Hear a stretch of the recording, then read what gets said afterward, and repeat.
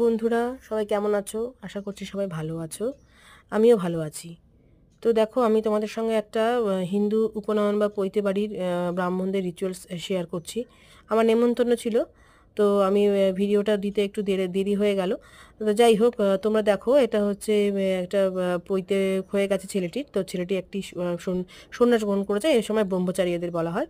তো গেরুয়া বস্ত্র পরে আছে, গেরুয়া বস্ত্র পরা আছে মানে সন্ন্যাস অবস্থায় এখন রয়েছে। তো এই সময় একটা নিয়ম হচ্ছে ভিক্ষে দেওয়া।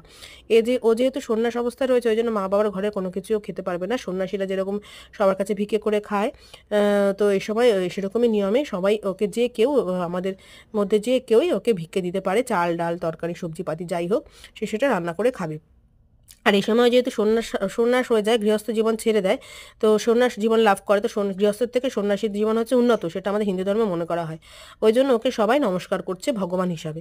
হ্যাঁ, এরকম একের পর এক দেখো, আমি ভিডিও তো তুলেছি, একজনের পর একজন ওকে ভিক্ষে দিচ্ছে। এবং ও বলবে ভিক্ষাং দেহি বলে ও বলবে, এবং তারপরে ওকে ভিক্ষা দেওয়া হবে। এরকম ভিক্ষে মাও একজন হয়। ভিক্ষে মা ওই মায়ের পরেই ভিক্ষে মার স্থান হয় ওর জীবনে।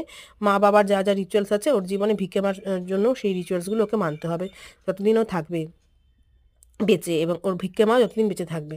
তো এইভাবে পৈতের আরও অনেক রকম নিয়ম আছে, তো সেগুলো তো আমার পক্ষে অত ভিডিও করা সম্ভব হয়নি।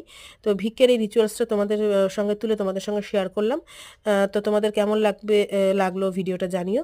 ভালো লাগলে অবশ্যই একটা লাইক কমেন্ট শেয়ার করে দিও।